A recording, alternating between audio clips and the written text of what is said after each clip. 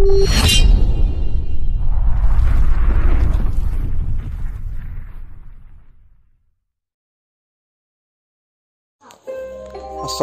warahmatullahi wabarakatuh. Kembali lagi bersama saya, admin dari channel Baruku. Kali ini kita akan mencoba menceritakan tentang cerita misteri. Dan kebetulan ini berasal dari Twitter ya, Twitter. Jadi kita menceritakan tentang perjalanan seorang pendaki di daerah Gunung Ciremai di Kabupaten Kuningan, Provinsi Jawa Barat.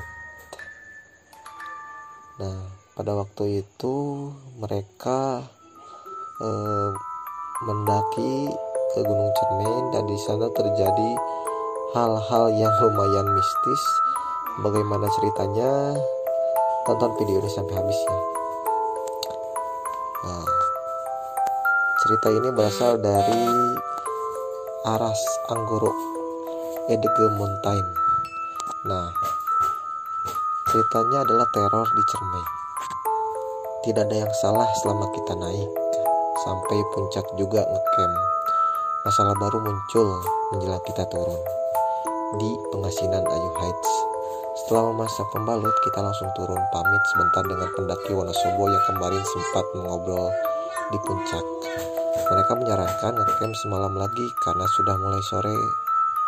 Tapi karena besok kita berdua kerja, ngecamp semalam lagi jelas gak mungkin. Masuk hutan lagi, ayo jalan duluan. Aku di belakang, biar bisa mengawasi. Kita berjalan pelan. Jalur Linggarjati agak bahaya untuk dibawa lari. Sebentar-sebentar Ayu minta istirahat, mungkin pengaruh heads. Keanehan mulai terjadi ketika melewati pos Sanggabuana. Kita tidak bisa bertemu satu pendaki pun yang naik. Padahal ramainya pendaki inilah yang membuat saya berani turun walaupun kesorean. Jam 5 sore kita sampai di pos Batulingga. Ada sedikit tanah lapang buat kita istirahat. Di sini kita masak mie dan nyeduh kopi. Gimana di udah sore banget ngecamp lagi apa gimana, kata Ayu. Mukanya jelas capek dan khawatir. Lanjut aja Ayu, sekalian capek, kataku. Setelah di rumah barulah aku tahu kesalahan fatal dibuat di sini dan di Sanggabuana.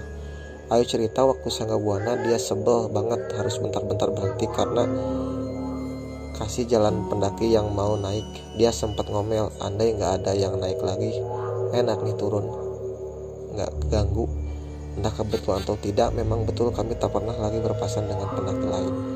Kesalahan kedua dan yang paling fatal di Batulingga, Ayu membuang bekas pembalutnya di keribunan semak. Mulai dari sini sampai bawah adalah teror. Beres-beres peralatan, packing ulang, kita langsung jalan. Hari sudah gelap karena menjelang maghrib. Ayu di depan, aku di belakang. Bulu kuduk mulai berdiri. Rasanya di antara semak, di balik pohon, setiap tempat yang gelap ada yang mengawasi. Kepalaku mulai nyeri. Berdasarkan pengalamanku, kepala yang nyeri biasanya ada aktivitas mistis. Di belokan hutan, aku kaget melihat Ayu berhenti dan badannya menghadapku. Suara gemetar dia bilang, "Di, lu jalan duluan ya, gue pegangan kerikil lu ya." Ayu mengangguk. Jadi sekarang aku jalan duluan, sementara Ayu pegangan karirku di belakang. Jalan sudah gelap total, penerangan cuma dari cahaya headlamp. Dari sudut mata aku melihat ada bayangan hitam yang berdiri di pohon. Tapi waktu aku menoleh tidak ada siapapun. Lalu ada suara bisik-bisik yang jelas sekali, yang tadinya aku pikir pendaki yang naik. Nyatanya jalur di depan cuma kosong dan gelap, tidak ada siapapun. Di sini aku berdoa dalam hati mohon perlindungan. Tiba-tiba Ayu menangis. Dia jatuh terduduk, kepalanya sembunyikan lututnya. Dalam segukannya dia berulang kali menyebut, "Pocong, pocong, pocong." Mendengar itu, bulu kuduku berdiri total. Kulihat segala arah dengan panik. Sosok itu tidak ada. Aku memujuk Ayu untuk berjalan lagi sambil mengingatkan untuk berdoa. Akhirnya Ayu berjalan lagi setelah matanya kututup dengan buk. Dengan cara ini aku tidak lagi histeris, tapi jalan kami jadi luar biasa lambat. Sepanjang jalan aku masih terus melihat kelebatan-kelebatan hitam, kadang semak-semak yang bergoyang sendiri, suara-suara dalam bahasa Sunda yang aku nggak ngerti artinya, terdengar entah telinga, entah suara pendaki yang terbawa angin. Badanku gemetar ketika ada sebuah bayangan di ujung jalur. Dia jongkok di bawah pohon. Kali ini bayangan itu hilang, tidak hilang. Aku istighfar semakin kencang. Ayu memegang tanganku dengan erat.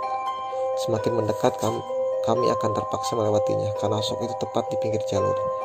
Nyaliku habis, aku diam di tempat, gemetar dan keringetan. Kali ini Ayu sudah melukku. Dia walau tidak melihat apa-apa, tentu merasa ada yang ganjil. Lama aku berdiri berharap sosok itu hilang hingga kami bisa lewat, tapi dia tetap di sana. Tiba-tiba punggungku ada yang menepuk, seorang pendaki yang sedang turun. Alhamdulillah kami selamat, aku lega. Dia melambaikan tangan mengajakku jalan, aku langsung bergerak, sosok itu sudah hilang. Aku mengikuti pendaki itu hingga tiba-tiba dia hilang di kegelapan. Suara pelan terdengar, jalan lurus aja bang, jangan tengok ke kiri. Aku dan Ayu masih merayap pelan. Teror ternyata bercampur dengan halusinasi membuat mentalku semakin lemah. Sedetik yang lalu aku melihat tangan keluar dari tanah, ternyata hanya akar. Dalam keadaan ini akhirnya aku ambruk. Suara istighfar pelan masih terdengar dari mulut Ayu. Aku terbangun saat merasakan air segar di mulutku. Ternyata Ayu menuangkan air segar agar aku siuman. Kami mulai berjalan lagi, keadaan seakan berbalik. Aku yang hampir tidak punya tenaga tersisa dipapah oleh Ayu.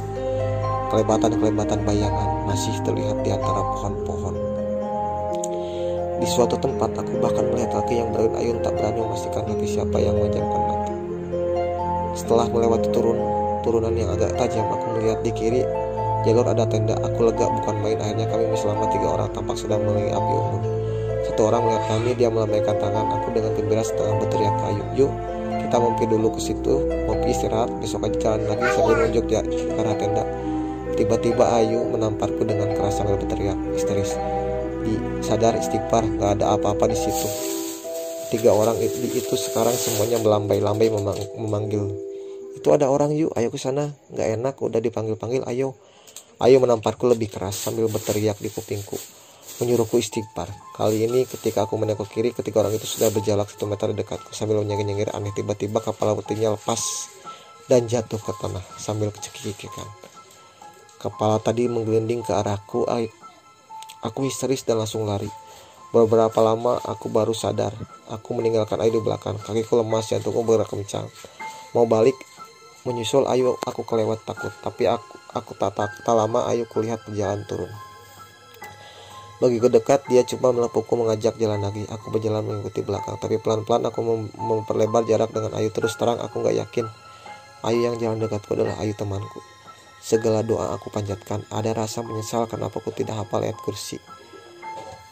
Aku berjalan dengan mata menatap ke tanah, karena di sekitarku penampakan ada di mata-mata. Bahkan sambil mataku terpaku ke tanah, aku melihat di sebelah ada kaki-kaki yang kulewati. Ada yang kecil, besar, ada yang hitam. Ada yang memakai kain putih. Jantungku terasa mau copot ketika Ayu berjalan 3 meter di depanku. Tiba-tiba berjalan lari langsung naik ke pohon sambil tertawa cekikan. Aku langsung putar arah lari ke atas lagi. Tak jauh aku lihat Ayu bersandar di pohon sambil menangis. Istriku mengatakan, ini Ayu yang asli. Tapi begitu kesentuh dia berteriak histeris, pergi. Dia langsung jatuh lemas saat dia sadar aku yang menyentuhnya. Di, ini lu kan?